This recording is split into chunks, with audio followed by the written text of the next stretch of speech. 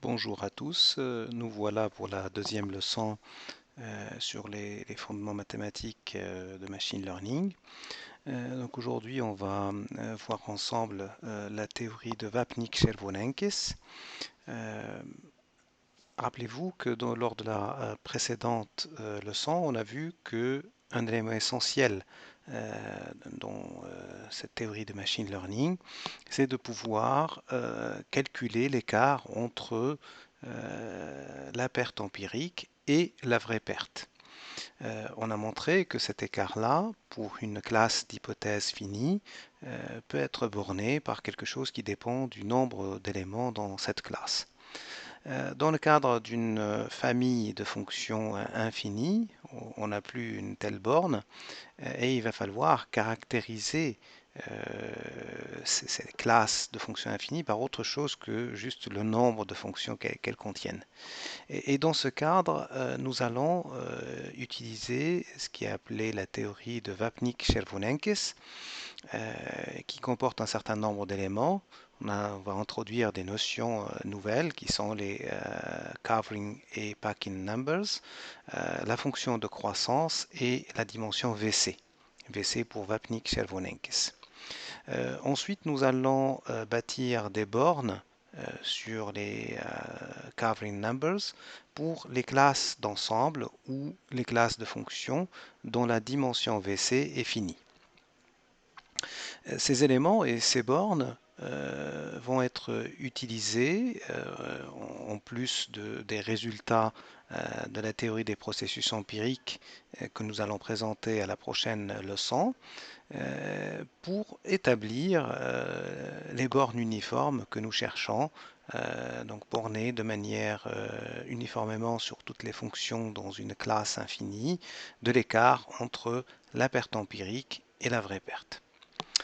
Comme pour la première leçon et comme celles qui suivent, cette leçon est basée sur un projet de livre qui est la référence 1, et donc tous les détails des preuves et des références sont cités dans ce livre-là. Et encore une fois, nous remercions les auteurs, par exemple des références de 2 à 4 citées ici, qui nous ont motivés, qui nous ont inspirés pour ce travail.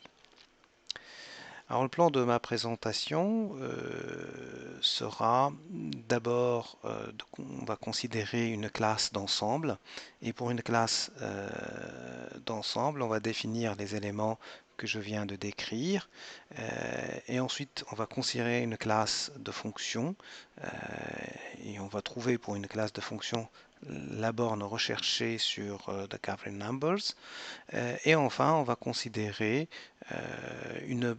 on va établir une borne pour l'enveloppe convexe d'une classe de fonctions. Donc ce sont ces éléments-là qui vont nous servir dans les leçons suivantes. Alors d'abord, ces notions de covering and packing numbers, considérons un espace semi-métrique. Alors semi-métrique, ça veut dire que c'est les mêmes propriétés qu'un espace métrique, sauf que la distance entre deux éléments distincts peut être égale à 0. On peut penser à titre exemple à l'ensemble des fonctions intégrables et la norme L1 par exemple. Deux fonctions peuvent être égales presque partout, donc comme fonctions ce sont deux fonctions différentes et à ce moment-là leur distance est égale à 0. Donc ce type d'espace peut être considéré comme un espace semi-métrique. Et prenons un réel epsilon donné, on dit qu'un sous-ensemble de T est une couverture avec epsilon à epsilon près de T, si finalement tout élément de T est à une distance inférieure à epsilon d'un élément dans l'ensemble N. Ça veut dire que N est finalement un ensemble de centres de boules de rayon epsilon qui couvrent T tout entier. Alors, le covering number de l'ensemble T par rapport à la distance D pour un epsilon donné, c'est ce qui est noté ici comme présenté dans le slide, c'est finalement l'infimum du cardinal de l'ensemble des n qui sont des epsilon covers de T. D'accord. Donc finalement, c'est le nombre minimum de boules de rayon epsilon qui couvrent T.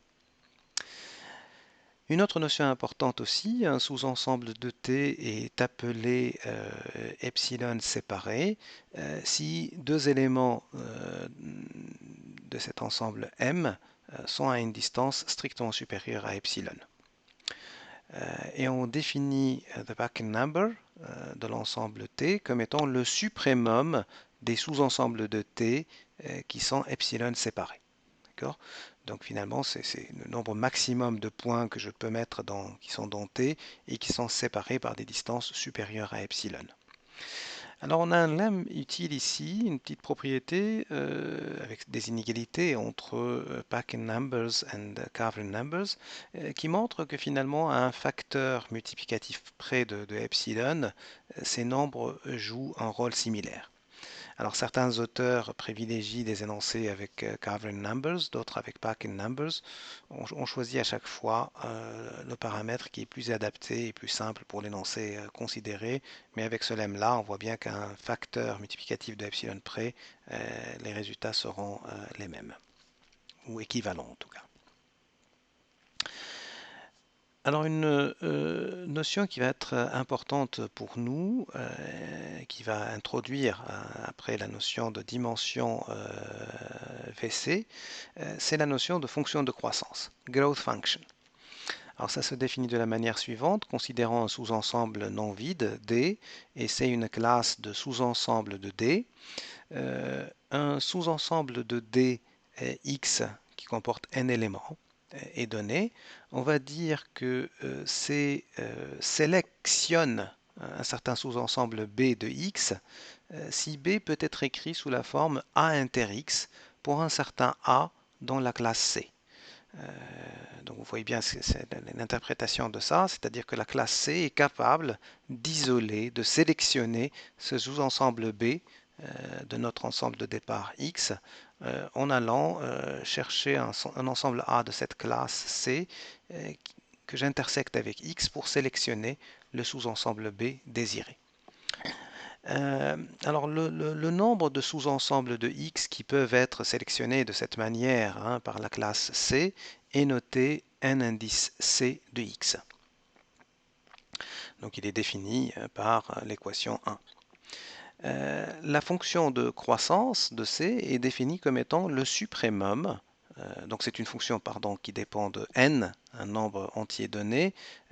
Cette fonction-là, qui dépend de n, c'est le suprémum sur tous les sous-ensembles de D de cardinal n du nombre nc de x. D'accord? Donc finalement, c'est le suprémum sur tous les sous-ensembles de D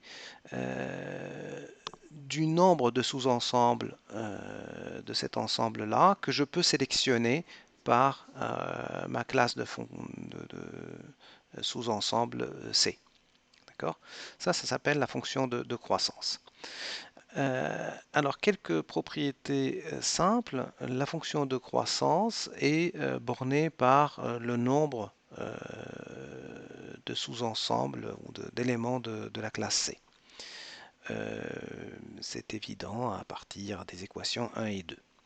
Une autre propriété, c'est que la fonction de croissance pour un n donné est inférieure à 2 puissance n, puisque je ne peux pas sélectionner plus de sous-ensembles dans un ensemble de taille n qu'il y en a de tels sous-ensembles, et on sait qu'il y en a 2 puissance n sous-ensembles dans un ensemble de taille n. Dernière propriété, si pour un certain entier k, on a taux C de k qui est strictement inférieur à 2 puissance k, ça veut dire que je ne peux pas sélectionner par la classe C tous les sous-ensembles des ensembles de taille k. Alors, dans ce cas-là, cette propriété, taux C de n strictement inférieur à 2 puissance n, sera vraie, quel que soit n plus grand que k. À partir de k, je ne peux plus sélectionner tous les sous-ensembles d'un ensemble de taille n. Quelques propriétés de cette fonction de croissance, assez simple et utile.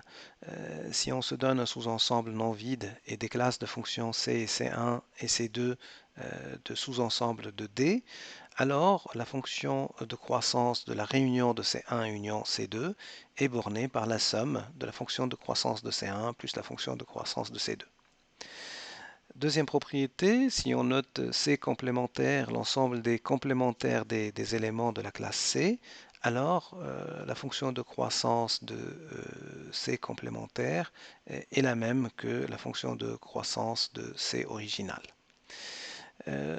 Trois autres propriétés suivantes disent finalement si à partir de C1 et C2, soit je considère toutes les intersections A1 inter A2 ou les réunions A1 union A2 ou le produit cartésien A1 croix A2 ou A1 est dans C1 et A2 est dans C2, alors la fonction de croissance de telle collection C est inférieure au produit de la fonction de croissance de C1 fois la fonction de croissance de C2. Voilà, donc c'est des propriétés de cette fonction croissance qui sont utiles. Maintenant, on en arrive à cette notion clé de dimension VC, donc toujours dans le même contexte, hein, c'est une classe de sous-ensemble d'un ensemble D, et X est un sous-ensemble de D. On va dire que c'est fragmente X, donc shatters en anglais, donc c'est capable de fragmenter X si NC de X est égal à 2 puissance N. Finalement, ça veut dire que C est capable de sélectionner tous les sous-ensembles de X. Et donc on voit finalement cette intuition derrière C fragmente X. Il est capable de sélectionner tous les sous-ensembles de X. Et alors la dimension VC d'une classe C, c'est le suprémum de cardinal de X, où X peut être fragmenté par la classe C. Donc finalement, c'est l'ensemble le plus grand, c'est cardinal de l'ensemble le plus grand qui peut être fragmenté par la classe C. C'est ça la dimension VC. Et on va dire que la classe C est une classe VC de sous-ensemble ou d'ensemble si sa dimension VC est finie. Ça simplifie un peu les énoncés. Alors un premier lemme sur cette notion-là, si A est inclus dans D et fragmenté par C, alors tout sous-ensemble de A est aussi fragmenté par C.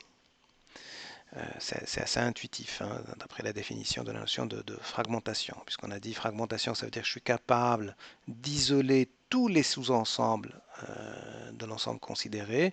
Donc si je suis capable d'isoler tous les sous-ensembles de A, je suis capable d'isoler tous les sous-ensembles d'un sous-ensemble de A. Deuxième propriété, si la dimension VC d'une classe est plus grande que n, alors il existe un sous-ensemble de D, qu'en note B, qui est fragmenté par C, et tel que cardinal de B est égal à n. On va maintenant présenter un résultat qui donne la relation entre la dimension VC et la fonction de croissance. Considérons une classe d'ensemble C. Alors la dimension VC de cette classe est égale au suprémum de l'ensemble des entiers, tel que la fonction de croissance, tau c de n, est égale à 2 puissance n. Donc ça voudrait dire finalement c'est la taille de sous-ensemble d'un sous-ensemble de D la plus grande, tel que C est capable de fragmenter cet ensemble. D'accord. Et on en déduit que la dimension VC d'une classe C est inférieure à log en base 2 du cardinal de C. Aussi, on peut observer si n est compris entre 1 et la dimension VC de la classe, alors la fonction de croissance tau c de n est égale à 2 puissance n. Et dès qu'on dépasse la dimension VC de manière stricte, alors la fonction de croissance est strictement inférieure à 2 puissance n. Alors venons-en un peu aux exemples pour gagner un peu plus en intuition et bien intégrer ces notions-là. prenons comme D R tout entier, comme classe C l'ensemble des intervalles de moins l'infini à t, où t parcourt l'ensemble des réels, et prenons x1, xn inclus dans R, avec x1, xn ordonnés dans le sens croissant. Alors, regardons d'abord la quantité nc de x, donc par définition c'est cardinal de l'ensemble des intersections de moins l'infinité avec x, où t parcourt R. Alors, premier cas, si t est inférieur strictement à x1, alors cette intersection est vide. Donc, on retrouve le premier ensemble ici, l'ensemble vide. Si t est compris entre x1 et x2, on peut comme ça sélectionner le singleton x1. Et si t est entre x2 et x3, on sélectionne x1, x2, etc. Et on est capable également, si t est plus grand que xn, de sélectionner x1, xn. Alors si on regarde nc de x dans ce cas-là, c'est cardinal de cet ensemble, ce n'est autre que n plus 1. Alors, le suprêmum sur x, ça veut dire la fonction de croissance en n, vaut n plus 1, ce qui est strictement inférieur à 2 puissance n pour tout n supérieur ou égal à 2, et donc la dimension VC de notre classe C ici est égale à 1, d'après le lemme précédent.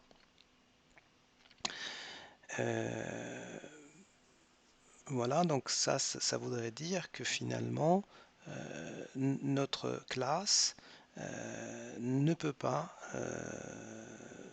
fragmenter un ensemble de points qui contient 2 points ou plus. Sa capacité maximum de fragmenter un ensemble, c'est de pouvoir fragmenter un ensemble à un finalement, à un élément. Voilà, et ça se comprend tout à fait, parce que dès qu'il y a deux éléments dans notre ensemble, on est incapable d'isoler le deuxième élément, le plus grand. Parce que les intervalles de moins l'infinité, ils ne peuvent pas isoler uniquement, sélectionner uniquement le deuxième élément.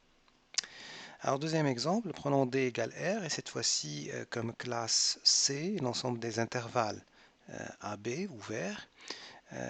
Alors, si on prend un ensemble à un seul élément, on peut voir que finalement, on est capable de le fragmenter, c'est-à-dire de sélectionner soit l'ensemble vide, si je prends B inférieur à l'élément considéré, soit si je prends mon élément entre A et B, je suis capable de sélectionner cet élément-là. Donc taux C de 1 égale 2. Alors par un argument similaire, on peut voir que taux C de 2, si j'ai deux éléments, je suis capable aussi de les fragmenter, c'est-à-dire de sélectionner tous les sous-ensembles. L'ensemble vide, c'est évident. Le premier élément tout seul, je peux le sélectionner par un intervalle approprié. Le deuxième élément tout seul également. Et les deux éléments ensemble, je peux également les sélectionner en prenant l'intervalle AB approprié. Donc taux C de 2, c'est 2 puissance 2. Par contre, dès que j'ai trois éléments comme ça, imaginez sur l'ensemble des réels trois éléments, je suis incapable de sélectionner ces deux éléments-là par un intervalle ouvert AB. Parce que tout intervalle AB qui contient ces deux éléments contient forcément le troisième. Et donc taux C de 3 est égal à 7, puisqu'il manque un sous-ensemble de l'ensemble à trois éléments. Et donc taux C de 3 égale à 7, ce qui est strictement inférieur à 2 puissance 3. Et donc ça veut dire que la dimension VC de cette classe d'ensemble est égale à 2. C'est-à-dire que cette classe d'ensemble est capable de fragmenter des ensembles au maximum qui contiennent deux éléments. À partir de 3, la classe C ne peut pas fragmenter un ensemble à trois éléments ou plus. Alors, donc on déduit de ce lemme du lemme précédent que quand n est compris entre 1 et dimension VC de ma classe, taux C de n égale 2 puissance n. On va montrer dans le lemme suivant, qui s'appelle le lemme de Sauer, que si n dépasse strictement la dimension VC de ma classe, alors la fonction de croissance croît de manière non pas exponentielle comme 2 puissance n, mais plutôt polynomiale en fonction de n. Et voilà l'énoncé précis. Si c'est une classe de sous-ensemble d'un ensemble non vide D, et si dimension VC est égale à V est finie, alors la fonction de croissante de cette classe, pour n données, est borné par une constante fois n à la puissance v, ce qui est quelque chose de polynomial en n, avec comme exposant du polynôme la dimension vc de ma classe précisément. Voilà, on en déduit finalement notre but initial. On arrive à borner maintenant le covering number d'un ensemble d'indicatrices sur une classe de dimension VC finie, comme montré ici. Alors plus précisément, ce que montre ce théorème, c'est que il existe une constante universelle K telle que pour toute classe VC, c'est-à-dire de dimension VC finie, et toute mesure de probabilité Q sur D, le covering number associé à la norme LR par rapport à la mesure Q pour un certain epsilon de l'ensemble de mes indicatrices sur toutes les sous-ensembles de ma classe est borné par quelque chose qui est en 1 sur epsilon à la puissance R fois V. D'accord? Donc ça montre finalement que le covering number, fonction de epsilon, est quelque chose qui est borné par epsilon à la puissance moins RV.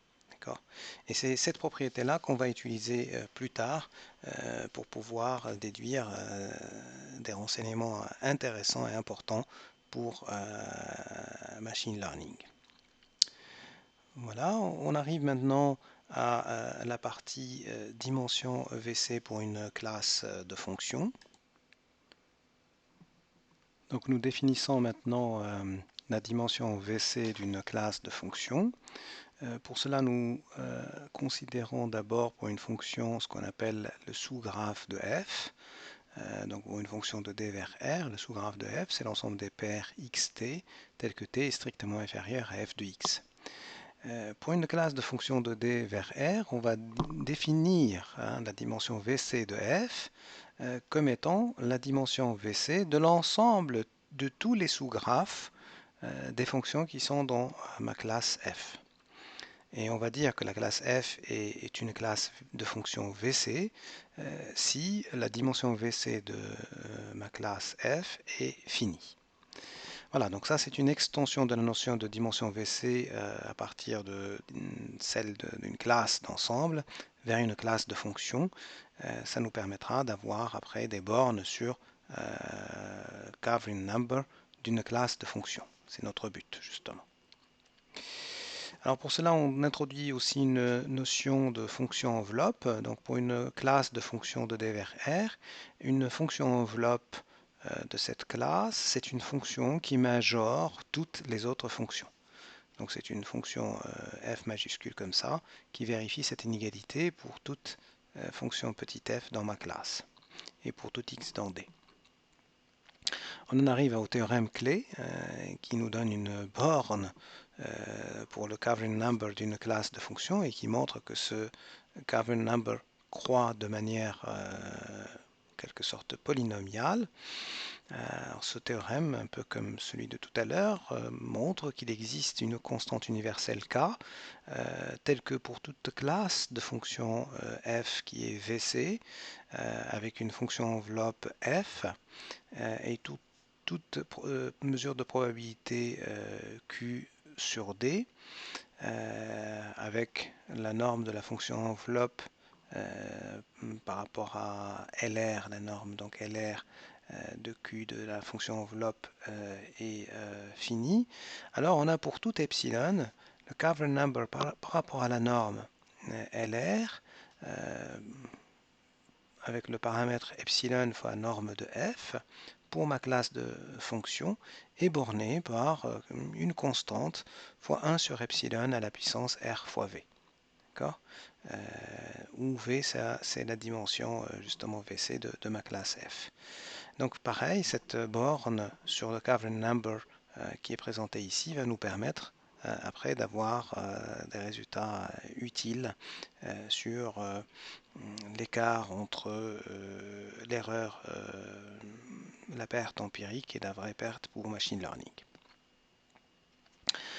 Le dernier résultat de cette deuxième leçon concerne l'enveloppe convexe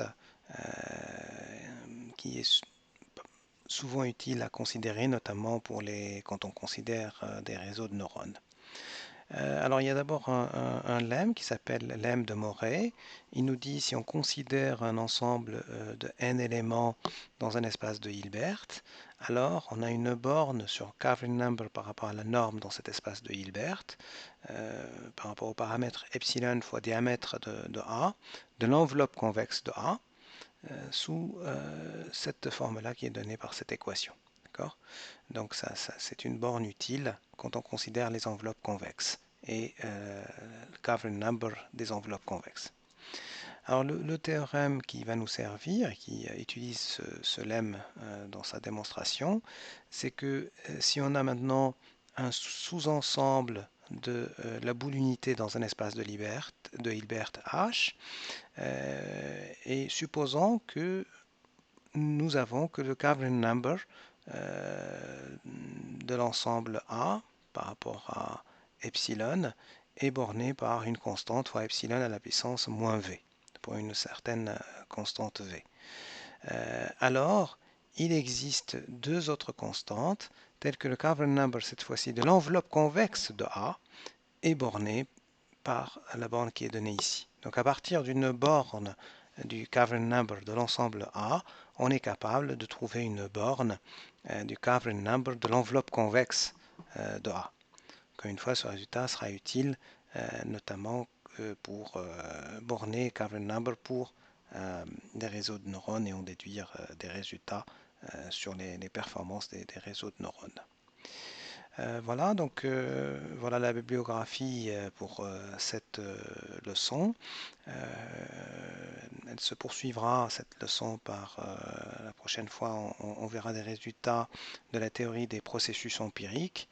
Et ces deux leçons-là, les résultats de ces deux leçons, donc la deuxième et la troisième, vont nous servir pour établir des bornes de l'écart entre la perte empirique et la vraie perte pour la science des données. Voilà, j'espère encore une fois que ça a été clair, que ça vous a donné envie de poursuivre ces leçons et que ça vous a donné un éclairage supplémentaire, nouveau, sur ces notions essentielles en sciences des données. Voilà, je vous remercie et je vous dis à bientôt.